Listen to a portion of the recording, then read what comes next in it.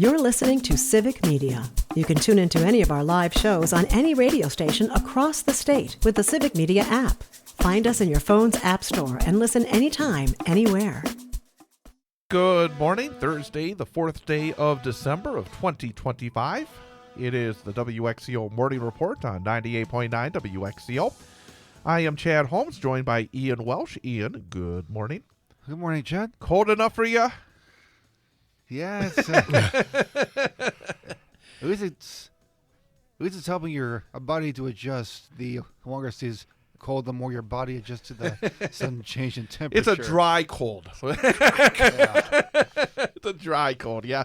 One day at a time. It's like late January, early February instead of December. But hey, to warm things up, we're going to talk about the holiday season at the Grand Theater, which is always a wonderful time of the year, and always great to be able to talk to the executive director of the Grand, Sean Wright. Sean, good morning. Good morning. I know that you guys over at the Grand were getting things all festive this week. Absolutely. Our fantastic volunteers were in to help us deck out the Grand in all its holiday splendor, and it's always an exciting time to see the theater during the holidays. It's, obviously it's a beautiful theater every day of the year, but especially magnified during the holiday season. And it's like, again, there's a sense of ending in a way, because it's not going to be the same ever again. No. I mean, you're going to be wonderful in a year. It's going to be incredible in a year. Yeah. But things, I think, you've been around here for quite a long time, and I imagine that, in a lot of ways, a lot of the cycle is similar. But this is the end of a cycle. Yeah, it is. It kind of, I know it hit me over the last month as we were, having a full schedule of shows and events like 11/11, and at each one I kept thinking, wow, this time next year we're going to be reopened with this restoration, renovation of the theater and the Great Hall and everything, and it's been so many years of planning and fundraising and everything, so to think that yes, this time next year when we're decorating the theater, it's going to look slightly different. It's going to look a lot like the Grand you know and love, but it's going to look better than it has in a number of years. Absolutely. And again, it's just exciting. I saw a real interesting thing on your Facebook page I saw this week, a few days, maybe it was last week, I can't remember. Everything runs together. Sure. And you were talking about the history of the Grand and highlight some of the favorite moments. And I imagine that, and you put up a picture, time jumpers back in. I can imagine, and I thought when I saw that, I can imagine that you must have an incredible.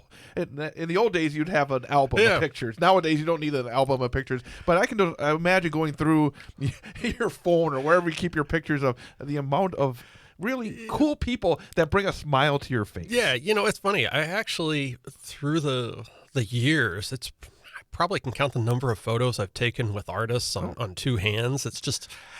Why not be special? Yeah, only the special. Yeah, exactly. Ones. It's got to be artists who I really, enjoy working with, or that you think that, there might be an opportunity down the road that you go, wow, I have a photo with them back in the day. But it's funny. My good friend Don Kronberg, who's run Nightlight Productions out of the Chicagoland area for 40 plus years, and he always gives those of us who don't do that grief, because Don was that guy the year he started in the business, like I said, in the late 1880s as a college kid. He always got photos with artists. Right. And so he posts, at least 3 times a week, like, oh, here's me with, here's me with Willie Nelson. Oh, here's me, with Tim Allen. Here's me with, all 3, Larry the Cable Guy, Jeff Right. Foxworthy, that. Oh, here's me with Buddy Guy. And he's become friends with Martin Short and Steve Martin because he's done enough shows for theirs over the years. And so every once in a while when something pops up or something, I'll text Don and be like, see, that's I posted something about this show. It was a great show that we had 5 years ago, 6 years ago with somebody. I know I should have taken the photo like you did. And he's like, yeah, what are you doing, man? And it's like, we work hard for these things. So, but it is fun when you see things like that pop up, whether it's, Vince Gill or Lewis Black or some of the others I've had the opportunity to meet through the years.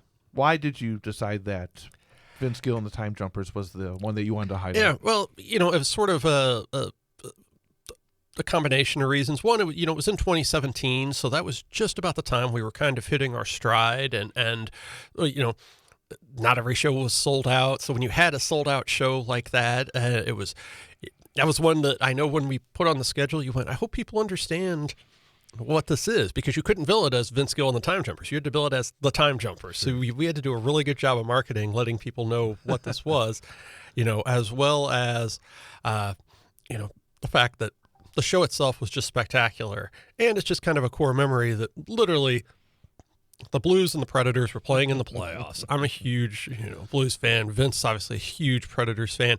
I mean, I said we were, disagreeing. It was a pretty, we were having one of those fandom arguments. The series was tied 1-1. I remember the show was on a Thursday night. And so whatever, the show finally ends. We do the VIP things and everything, and I, say goodbye. And I said, 1-1. I said, we'll take it in 6. And he's like, no, we're going to win in 7. And I said, okay. And he says, he goes, are you going back to St. Louis for any of the games? And I said, no. I said, oddly enough, I'm going to be in Missouri this weekend, for some family things, but not for the game. And he says, yeah, he goes, I'm definitely going to be at game 3 in Nashville. So game 3 comes, I'm sitting back in St. Louis family. I turn on the game. It's on NBC. And they're like, and now to sing the national anthem, Vince Gill. He literally just said, yeah, I'm going to be at the game, as if he just has a ticket, not, yeah, I'm going to be singing the national anthem at the game. So I just almost think about that as a fun, a lot of things intersected, cool. And you don't have those moments all the time. To be able to talk to somebody, really sit down and have a that's a couple of guys talking some hockey. Yeah, exactly. We weren't talking about life on the road, or hey, do you think you're going to join the Eagles someday, or something? What was it like playing the Ryman? No, we're literally talking about the Blues and the Predators in the playoffs. That's passion. By the way, I don't think the Blues and the Preds will be playing in the playoffs this coming spring. So no, even though the Blues won back-to-back games this weekend, finally got them. Yes, going. They did. So and they turned around and lost on Monday night to the Ducks, and I think they had like 4 different players going on. I know, this week. I saw that, but that's a whole different story. Yes, it is. And we will have more with Sean Wright, Executive Director of the Grand Theater of Wausau, in about 22 minutes or so. We'll be back at 7:22. Coming up, top of the hour news update, and then more of Mornings with Pat Kreitlow here on WXCO. You're listening to Civic Media. Stay up to date on the latest news and information for your local community and Wisconsin by signing up for our free email newsletter. Visit civicmedia.us/email to get started.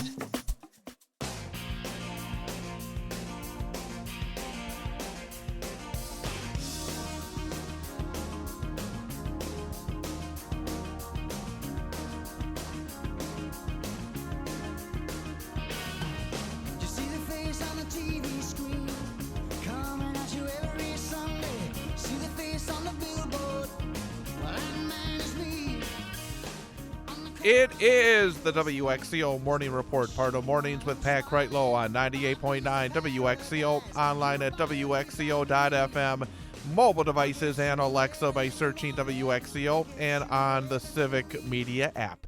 I am Chad Holmes, along with Ian Welsh. Again, we're talking to Sean Wright, the Executive Director of the Grand Theater here on 98.9 WXCO. I got to ask a real quick question, because you were going through a list of the folks that these people are taking pictures of, and he mentioned this guy was talking about Steve Martin and Martin Short. Yeah. Have you ever inquired about those two guys? I'm just curious. Yes, because they're really. Impossible. Hard to get. But I'm just wondering is that something that you actually said? I'm going to see what it would take to get them to come to. If we would love to come up with $500,000, because that's what it takes for the two of them for an evening. 200. What were the pricing on those tickets be? Huh? Do the math. Starting at $500 just to cover that. I think the way it was told to me was 200 for Steve, 200 for Martin, and 100 for the band. Oh, unbelievable. Yeah. Hey, a little behind the curtain, because obviously there's somebody that's gone out and just been and so that's why they've as I said, bigger houses. Don from Nutlight promotes them and has brought them to Overture Center over to the Fox Cities, and so those are 2,000 plus seat houses. Yeah. Even there, if you see when those artists are playing, the tickets are $150 to $400, and so now you can kind of do the math, scale that down by half, and that's where we are. But hey, when you're Steve Martin and Martin Short, you can demand that type of money. Yeah, absolutely. Well, let's talk about, again, we're now into December, Yes. and we always say this is such a busy time of the year, and you got some great stuff starting really this weekend. This weekend, yeah, of course, Central Wisconsin School Ballet with their annual holiday tradition, the Nutcracker. 2 shows Saturday, 1 show Sunday, and so just, obviously, Patrick does an amazing job and has for decades with that production, and it's not just the local dancers. They obviously bring in principal dancers from ABT in New York, and so just truly a great tradition for, families, for people who've, talk about having seen that for 30 years at the Grand. So it is truly a great thing. And, the Nutcracker is just one of those shows, whether you're a fan of ballet, whether you've never seen ballet, it warms your heart every year. You realize that all the music, a lot of the scenes. It's as comfortable as a warm fire. Yeah, it is. It is truly just beautiful holiday, comfort. And so that really, we kicked off the holiday season well before Thanksgiving with Cirque Music Holiday, the way that everybody does. But this is kind of the true kickoff to the holiday season for us. And as you said, the kickoff, what else is coming up that people need to be thinking about? Yeah, as we, roll into next week, next Tuesday, it's Big Bad Voodoo Daddies, a wild and swinging holiday party. It's such a fun show. We had this back in 2018, and these guys just put on a fantastic holiday show because it's the songs holiday songs you know and love, plus some of their interpretations of songs, and they're just such talented musicians. And so that comes up on Tuesday. A week from today, it's the Oak Ridge Boys on their farewell tour, and that show has long sold out. Wow. Amazing that those guys are still out there 60-plus years on the road and doing really tremendous work. You think about that, and actually, sometimes, you travel. I do a little traveling sometimes for work. Man, I can't imagine, being in your 80s or whatever they are. Who knows what they are but that, and then to be able to perform. Yeah. We talk about sports all the time. I sometimes think about that. People don't think about that. They're flying across the country, playing back-to-backs, and you think, oh, yeah, they're pros and they're going to do it. It's still not easy to deal with all that. No. And these guys will come out and just give a fantastic show. Yeah, it is. They are, I mean, I've had the privilege of working with them, now 3 or 4 times, and they just, it's the most professional day that you have in terms of everybody associated with them have been with them for years, and they know exactly. I mean, it is a well-oiled machine. They know the drill. They know the drill and what time of sound check. They know what that. Yes, needs to sign something. Happy to sign something. Needs to do that. Yeah. It is in a world where you see artists who've been on the scene for 5 minutes who suddenly have a rider with 8 million items, and and I only do this, and I don't come on until this time. It's like the Oak Ridge Boys. They're from the old school. Tell us what time the show is. We'll be there. We'll perform. We'll take our check, which is a nice one, and head on down the road. And I'm sure every year that goes by, and the number of folks that you deal with, you appreciate those types more and more. More and more, absolutely. By the way, Big Bad Voodoo Daddy, tickets available? Yeah, we still have some tickets left for that, and so come out and join us for that. Yeah, the Oak Ridge Boys sold out, and then a week from Friday, of course, it's a Wausau holiday tradition. It's the Altenburg Christmas extravaganza. I mean, it's John puts his name on it, but it's so much more than John. It's John and Mitch V. Good and Brad Emanuel and Janet Planet and Jerry Schmidt and on and on. I mean, we could sit here for 20 minutes. Right. Randy Savine, and name all the people who are in that fantastic show. And it is, been going now for 30-plus years, and so still have some tickets left. Take your opportunity. A lot of years this show sells out right away. So I think sometimes people don't buy tickets because they think it always sells out. My first thought was when you started talking about it must be sold out. So there's some tickets left this year. Obviously, the holiday season is really busy this year at the Grand. So it's your opportunity. I think that if you've heard all the years and missed out, this is your chance to grab some tickets and come see John and his entire fantastic group. And normally that would be it. with Sean Wright, but I have so many questions for Sean this morning. Some interesting questions that pop into my mind. So we'll have a few more minutes with Sean coming up at 7:52 this morning. So again, more with Sean Wright coming up, and we'll continue with an information update, including the farm report here in just a moment, and then more of Mornings with Pat Kreitlow here on 98.9 WXCO.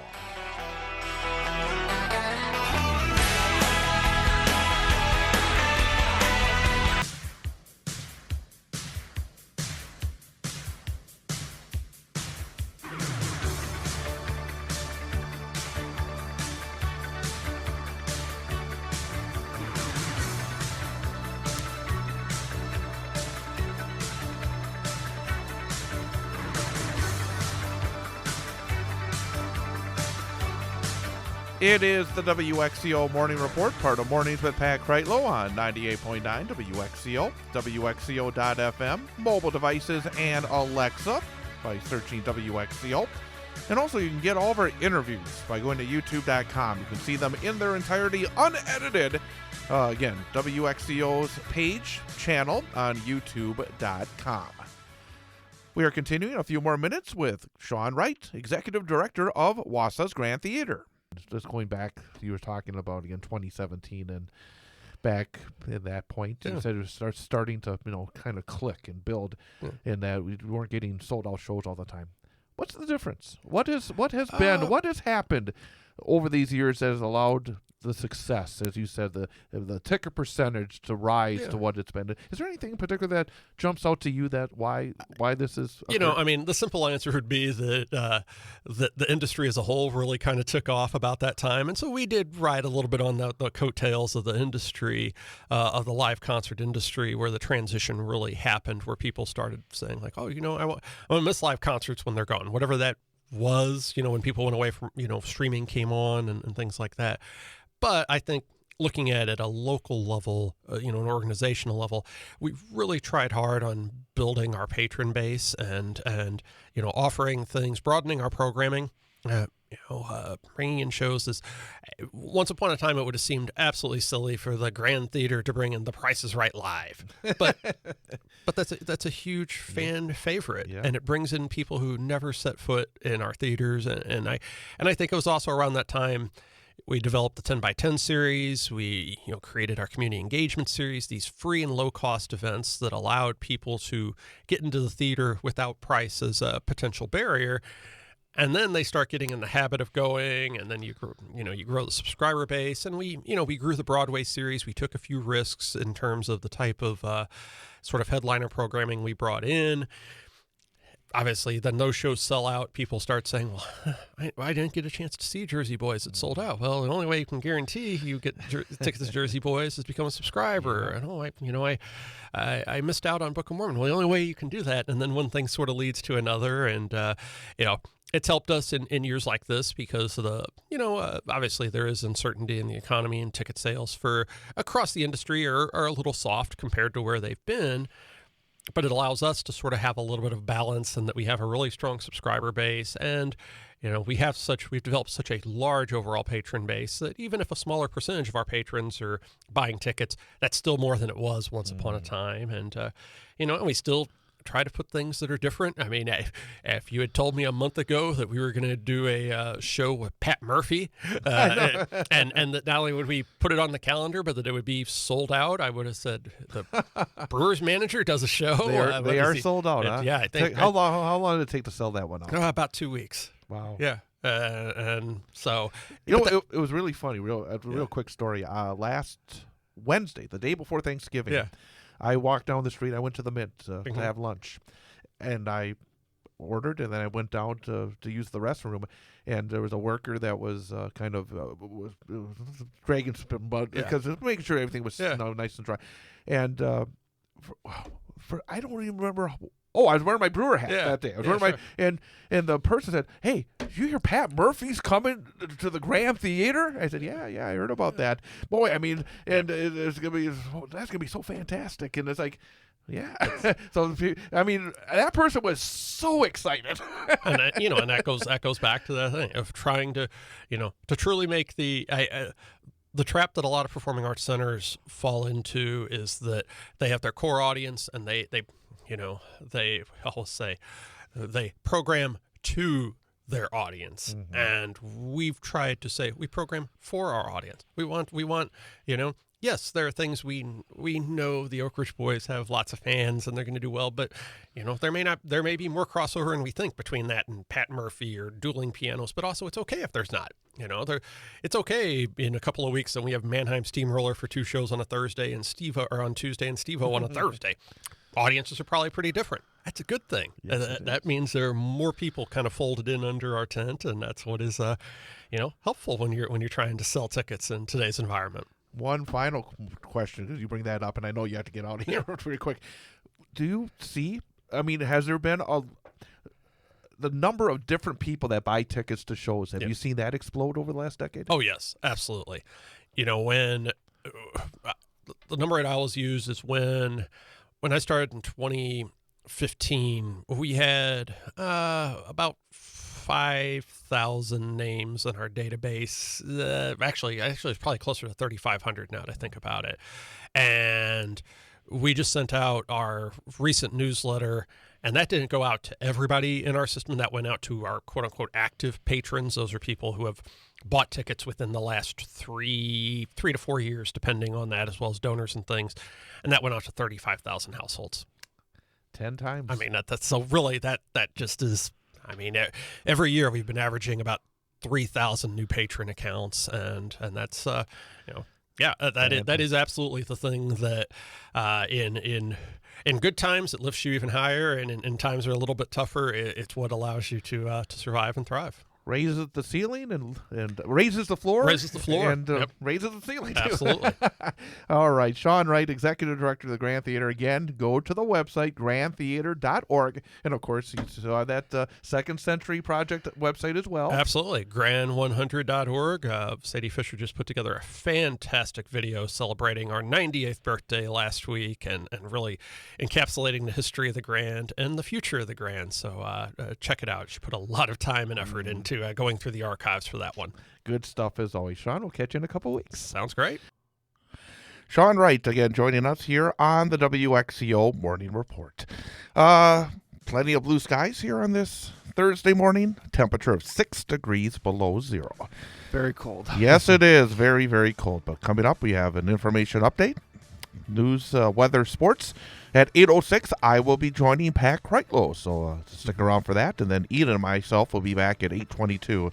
We'll have our number for the day quiz and a whole bunch more. You're listening to Civic Media. Find the latest news, information, and archives of all your favorite shows on the Civic Media website, civicmedia.us.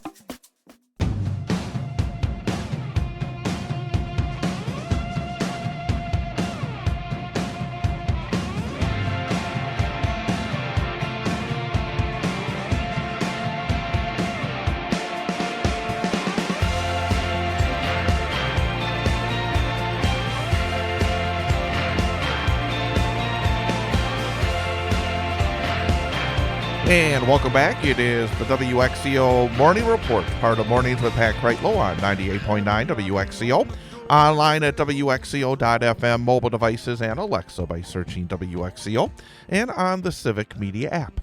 The time is 8:23 here on this Thursday morning, December the 4th of 2025. Chilly start here in the Wausau area. Temperature currently stands at 4 degrees below zero. It actually didn't get quite as cold as they were talking about last night, but still a very chilly start. 4 below zero. High temperatures expected not to get into the teens. Around 12 degrees expected before all is said and done today. And it was a beautiful moon last night, too. It was a full moon. It Perfectly clear. Yeah, very, very cool indeed. We're expecting a little bit of snow tomorrow. Not a lot of snow, but a little bit of snow tomorrow. But so be aware of that if you have any Friday travel plans. Mm-hmm. Coming up, we will have our number for the day quiz. It will involve cold temperatures. I'll just let you know about that. So cold temperatures will be the topic, as Ian is, 2 out of 3 so far this week. So doing well. He's got a passing grade already, but we'll try to get a winning week and then try to get an A grade as well. Speaking of doing well, the Milwaukee Bucks put up an upset last night against a team that was pretty good, and they were able Yeah. to pull out a win against them. Detroit. Yes. And plus the Badgers were able to win as well. Yep. By quite a few points, actually. Yeah, Badgers beat Northwestern. The Bucks beat Detroit, and it's funny because you talk about how things can change.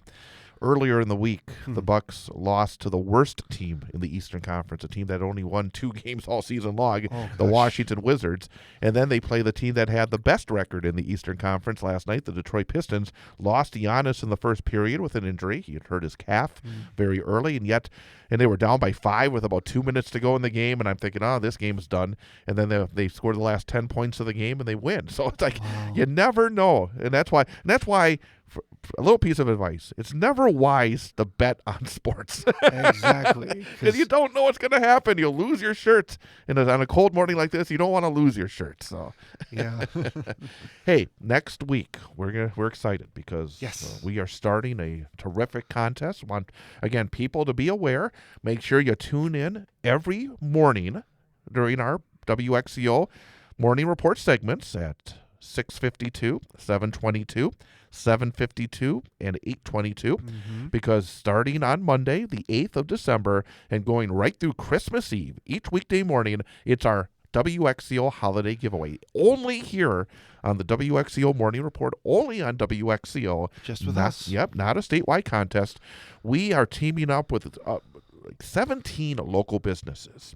Fantastic businesses. Yep, and every morning we are going to give a prize from one of these businesses. A chance for you to be able to take advantage of these great businesses who are providing a prize for you each and every morning. And some mornings we'll have more than one. So there's so many. So again, at some point each morning, I will open up the phone lines for you to call in to Ian and win if you are the designated caller. That's right. And so again, there's so many terrific businesses: Whimsy and Wonder Toys, The Mill Yard, Endgame Inc., Return to Health, Mullins Cheese, Homestead on 52, Chocolate Shop. Forward Beverage Company, Naturally Up North, Wellness Way, Mulligal, Knowlton House, Lunar Light Awakening, ISO Games, Match 101 Pub, the Mint Cafe. I mean, really good stuff. Absolutely. And they're all providing a prize, and you will have a chance, real easy. Just make sure you remember the phone number, 715-814-9330. That's 715-814-9330 for your chance to win starting on Monday. It's really, really good stuff. And I'll be standing by on the phone. Ian ready will to take be your calls. Ian will be our Santa Claus. He'll be giving away the gifts. Secret Santa. There Yep. you go. So all these great businesses providing a prize, part of our WXCO holiday giveaway starting on Monday and going right through Christmas Eve. So you'll be able to even win on Christmas Eve. And in fact, we'll be talking to folks from some of these businesses over the next few weeks as well. So we'll be able to learn more about these businesses as we get into the holiday season. So That's right. fantastic stuff. All right. Well, let's wrap it up with our number for the day quiz. Yeah. Every morning we give Ian a quiz based on some topic that has a number as the answer. And 3 choices. So based on the math, 1 is correct, 2 are incorrect. So based on the math, you should get 1 out of 3 right, 33%. So anything above 33% is a passing grade for the week. But that's not good enough. We'd like him to have more right than wrong. Absolutely. Then that's a winning week. If he gets 4 out of 5 during a week, that is an A grade. And then, of course, you get a gold star for a perfect week of 5 out of 5.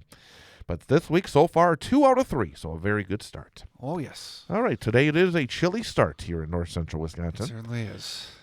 But today, our number for the day is a number that's even colder than today, much colder, in fact. Ooh.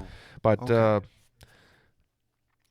On this date, December the 4th, 1976, it was the record cold temperature for Wausau on this date. Okay. So on December the 4th, what the coldest temperature on December the 4th, the lowest temperature. All What is that temperature? All right, your choices are Okay. 26 below 0, 31 below 0, 36 below 0. So those are the choices. The coldest low temperature on December the 4th in Wausau history, 1976. 26, 31, or 36 below 0. Yep. Boy, any one of those would be like a terrible, but okay, I'm going to say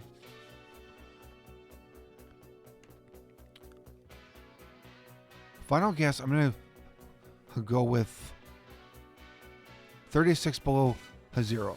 Final answer, I'm going with negative 36. On December the 4th of 1976, the low temperature in Wausau hit 31 below Ooh, 0. The middle number. You would know that if you were subscribing to the WXCO newsletter that I put out every Thursday morning at 7 o'clock. Shame on me. That's part of the newsletter. If you're not subscribed, go to WXCO.FM, pop-up will occur, and you can sign up for the newsletter and get that information and a whole bunch more. Ian, have a good rest of your day. You too, Chad. The national news cycle never stops, but it can be hard to find news about your local community. Civic Media is dedicated to providing quality local and state news coverage across Wisconsin. With the Civic Media app, you can get notifications about local stories that matter to you and your community. Find the free Civic Media app in your phone's app store and choose notifications from the menu to tell us what kind of news you want to hear about.